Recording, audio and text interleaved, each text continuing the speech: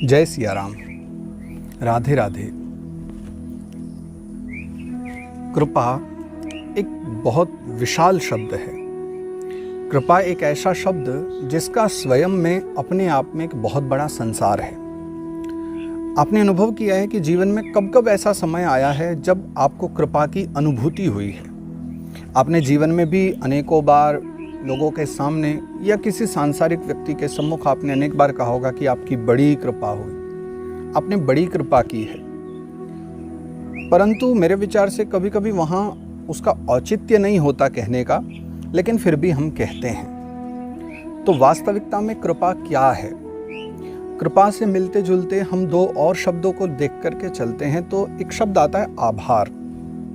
आभार का तो मतलब आप समझते होंगे, उसे एहसान भी कह सकते हो आप, और हिंदी में कहें तो आपके समझने के लिए एहसान, हिंदी शब्द में आभार प्रकट करना।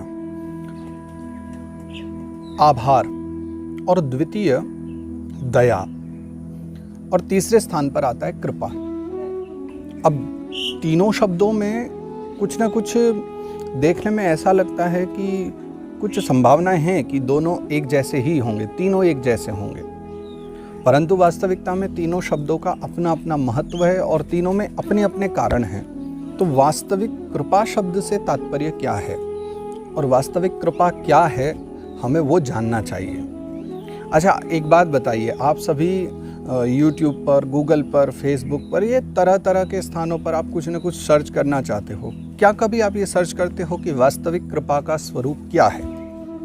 कभी नहीं करते होंगे। हाँ, आप क्या सर्च करते होंगे? काली बिल्ली ने रास्ता काट दिया तो क्या होगा, हमें छींक आ गई तो उसका क्या होगा, है ना, और पति को वशीकरण करने के मंत्र क्या हैं, और उसके पश्चात में 5 नींबू 2 हरी मिर्च से करें लोगों को वशीकरण, 5 नींबू 2 मिर्च के टोने टोट के सारी दुनिया को कर लो मुट्ठी में, जो भी आपके सामने आएगा वो आपके वशीभूत हो जाएगा।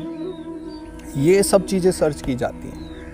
स्वाभाविक है ना, ये आपने किया नहीं भी होगा तो आप देखेंगे कि प्रायशः इस प्रकार की वस्तुएं लोग बहुत देखते रहते हैं। परंतु मैं आपको बता रहा हूं कि कृपा शब्द से तात्पर्य क्या है, और अगर आप ये देख रहे हैं तो एक कृपा की अनुभूति तो आप भी आज कर पाएंगे। तो सर्वप्रथम आता है आभार। आभार से तात्पर्य एक व्यक्ति, जैसे आप जानते हो या नहीं जानते हो, कोई विशेष ऐसा फर्क नहीं पड़ता, कोई प्रभाव नहीं पड़ता, और वो व्यक्ति आपके लिए कुछ छोटा सा कार्य कर देता है, ऐसा कार्य जिसे बदले में उसको कुछ लेने की इच्छा नहीं है, लेकिन फिर भी कोई छोटा मोटा कार्य आपके लिए कर देता है।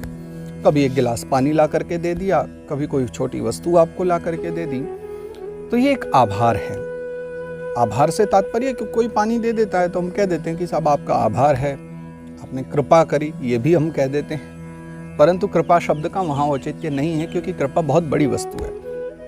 आभार कह देते हैं कि आपका आभार, आपने हमारे लिए कार्य किया, और कुछ निस्वार्थ भाव से, या हो सकता है उसमें स्वार्थ भी निहित हो कि अगर मैं इसके लिए कुछ करूं तो संभवतः कल को ये मेरे लिए भी कुछ करे, इस भावना से, तो कहीं ना कहीं थोड़ा सा उसमें एक स्वार्थ निहित हो जाता है। फिर दूसरा शब्द आता है दया। जैसे आप मार्ग पर चलते हुए एक भिखारी को 10 रुपए देते हो तो आपको बिल्कुल भी आशा नहीं है कि उस भिखारी से आपको बदले में कुछ मिलेगा, वो भिक्षुक आपको कुछ दे देगा, इसके लिए आपके मन में बिल्कुल किसी प्रकार की भी कोई याचना नहीं है, कोई आपकी ऐसी आशा नहीं है कि इससे कुछ मिलेगा, लेकिन फिर भी आप भिखारी को कुछ दे रहे हो, 10-5 रुपए दे करके जा रहे हो। हाँ, वहाँ आपका एक स्वार्थ ये निहित जरूर हो जाता है कि या तो इसको देने से मेरे पुण्य बढ़ेंगे, या फिर संभवतः कभी कदाचित भगवान ऐसा करे कि हम किसी परिस्थिति में हो तो हमारा ये किया हुआ पुण्य वहाँ काम आ जाए और समय पर हमें कुछ मिल जाए। ये स्वार्थ नहीं हो सकता है। या दया से तात्पर्य है कि बस किसी को विपदा में देख करके निस्वार्थ भाव से दे दिया जाए, बस दे देना, बिना विचारे, बिना कुछ स्वार्थ के निहित किए, तो वो दया है। फिर कृपा क्या है? कोई सांसारिक व्यक्ति तो कृपा करने के योग्य हो नहीं सकता, और अगर हो जाता है तो उसकी पदवी बहुत ऊंची हो जाती है। शुभारंभ से बात करें तो कृपा करने वाले एकमात्र परमात्मा होते हैं। कैसे होते हैं? कृपा की परिभाषा क्या है? कृपा कैसे की जाती है? जब आप किसी वस्तु के योग्य न होते हुए भी अगर उसको पालें, अगर आपको सामने वाला व्यक्ति वो दे दे तो उसे कृपा कह सकते हो। आप उसके अधिकारी नहीं हो, आपके अभी कर्म उतने नहीं हैं कि आपको वो वस्तु मिले, लेकिन तब भी अगर आपको वो प्राप्त हो जा रही है तो मान के चलिए कि ये आपको कृपा के द्वारा ही संभव हो पाया है। एक मालिक, एक बॉस अपने एम्प्लॉइज को अगर कुछ दे देता है तो इसके पीछे क्या मानोगे आप? आभार, दया या कृपा?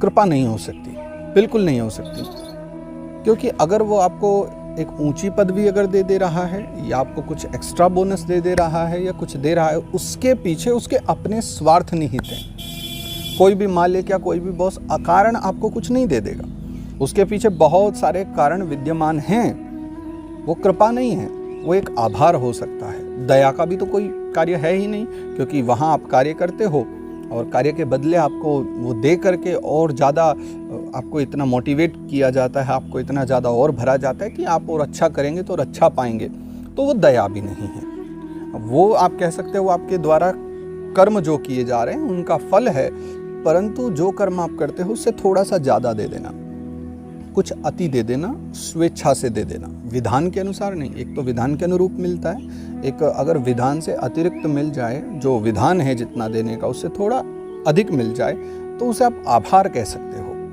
कि वो आभार रूप में दिया गया है। तो आभार का तो ये उदाहरण है कि जब जितना हम कार्य कर रहे हैं या जितनी हमारी क्षमता है उससे अधिक थोड़ा मिल जाए, थोड़ा मालिक दे रहा है कोई हमारा, तो वो आभार है।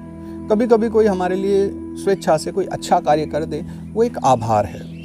हम दीन दुखियों पर अगर कृपा कर दे निस्वार्थ भाव से, वो दया है, और अगर स्वार्थवश कर रहे हैं तब भी वो दया ही है। लेकिन कृपा जब आप पर कोई अकारण कर दे, अकारण ही आपको बस प्रसन्न हो जाए आपसे और प्रसन्न होकर के आपके निहित कुछ कर दे, तो ऐसी कृपा, पहला तो मैं बात करूंगा ऊपर से शुरू करते हैं, तो पहले तो ऐसी कृपा नारायण ही कर सकते हैं, परमात्मा ही ऐसी कृपा कर सकते हैं। अपने भक्तों पे नहीं, कभी कभी भगवान के परम विद्वेषी जो होते हैं, भगवान के परम शत्रु होते हैं, भगवान उनके भी करुणा करने के लिए, उनका कल्याण करने के लिए अकारण ही उन पर कृपा कर देते हैं। इसलिए उनको कहते हैं ना, अकारण करुणा वरुणालय, जो अकारण ही कृपा करने वाले हैं और अकारण कृपा करके भक्त का उद्धार कर देने वाले हैं। तो कृपा या तो परमात्मा करते हैं। फिर संसार की बात करें कि क्या संसार में कोई है जो संसार में ऐसा हो जो कृपा करने वाला हो? तो हाँ, एक व्यक्ति है, उसका नाम सद्गुरु है।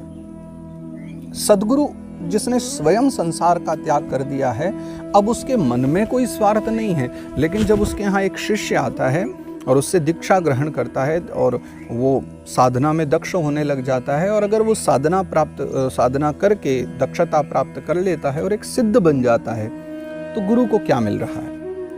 नाम चाहिए नहीं। मैं उन महात्माओं की बात कर रहा हूं जो सिद्ध तपस्वी हैं, जो एकांतवास करते हैं, निर्जन वन प्रदेश में रहते हैं, समाज से दूर रहते हैं। उसे क्या चाहिए? नाम नहीं चाहिए, यश बिल्कुल नहीं चाहिए, धन नहीं चाहिए, लेकिन अकारण बस शरण में आए हुए एक भक्त को साधना में दक्षता देकर के उसको भी सिद्ध बना देना, ये सद्गुरु के द्वारा दी हुई एक कृपा का ही दर्शन है। क्या कोई और भी है? हाँ, एक संसार में एक व्यक्ति और भी है, हमें जन्म देने वाली जन्मदात्री माँ।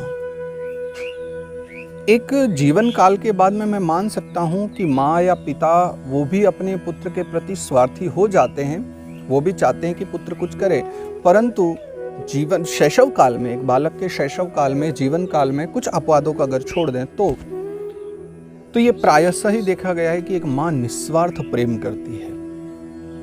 एक लालन पालन तो एक सामान्य सी बात है, वो तो सब करते ही हैं, लेकिन माँ जिसने एक बालक को जन्म दिया है, उसके हृदय में एक बालक के प्रति अकारण करुणा होती है, एक निस्वार्थ प्रेम होता है। वो अगर उसको सिर्फ पालना ही है तो वो उसको दूध पिला करके और धीरे धीरे बड़ा होता रहे, दाल रोटी खिला करके, समय से कपड़े पहना करके लालन पालन कर सकती है, लेकिन बहुत प्रेम करती है और अकारण करती है सिर्फ इसलिए क्योंकि वो उसका पुत्र है। उसे पुत्र से चाहिए नहीं उस समय कुछ भी।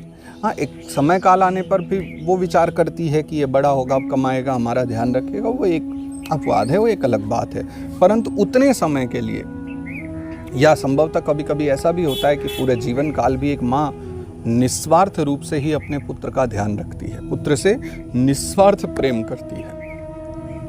और भी अगर कोई हो ऐसे, अगर आप अनुभव कर सकें अपने जीवन में कि और कोई ऐसे पात्र हमारे जीवन में हैं जो निस्वार्थ प्रेम करते हो हमें, जो बिल्कुल निस्वार्थ हम पर कृपा करते हो, इस प्रेम को मैंने कृपा का नाम दिया है।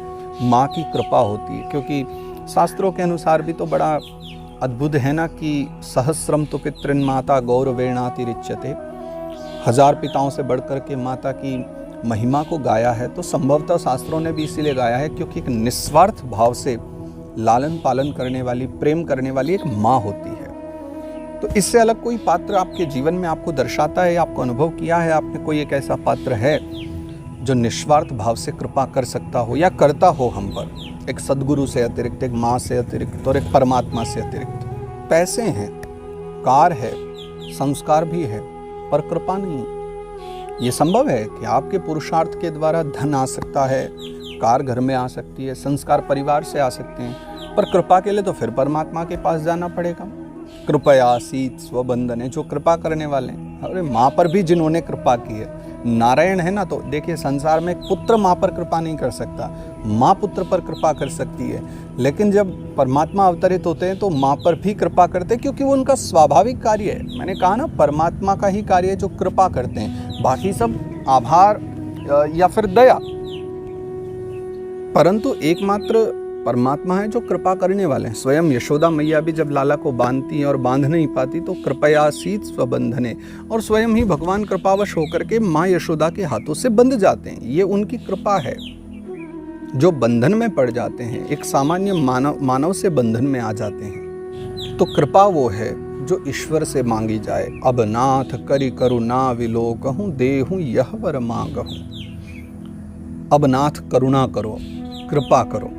कृपा के लिए हम मांगते हैं। और गुरु के विषय में जैसे मैंने कहा, तो उसके लिए भी हम कहते हैं कि गुरु कृपा ही केवलम। संसार में आगे बढ़ने के लिए अगर कोई हमारा हितैषी बन करके और पीछे से धक्का लगाए कि तुम ऊपर बढ़ो, आगे बढ़ो, तो उसके लिए भी गुरु कृपा परम आवश्यक है। और गुरु कृपा ही केवलम। किसी मार्ग में भी आपके गुरु हों, जीवन में हर व्यक्ति के कोई ना कोई गुरु रहता है।